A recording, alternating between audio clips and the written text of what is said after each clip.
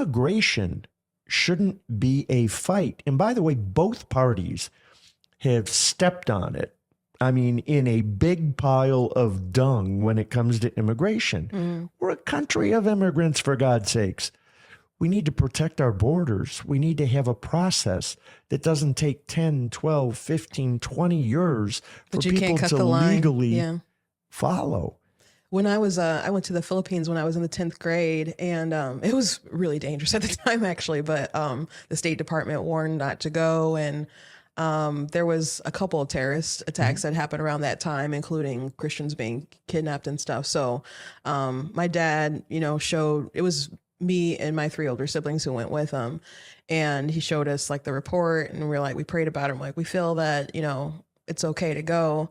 So between God, the idea in my head that, my dad would go Rambo, something happened to me, and confidence in the United States of America at the time, that if something happened, that they would do everything to get us back home. We're like, let's go. Plus, there's a layover in Japan, and I was really big into anime and all kinds of different stuff. So I really wanted to go to Japan for like 2 seconds. Even though you saw it all in the airport, right?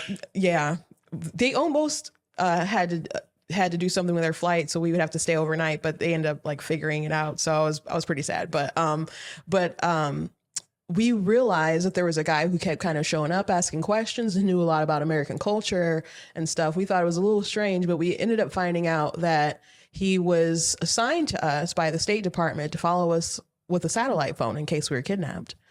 And so, but he wanted to one day be able to come to America. And sometimes you have citizens who will, cooperate with the United States in that kind of way because they, want to get that extra pat on the wrist, to be like, hey, you can come in here. But there's so many people who wanted to come to the U.S. and were working hard to come to the U.S.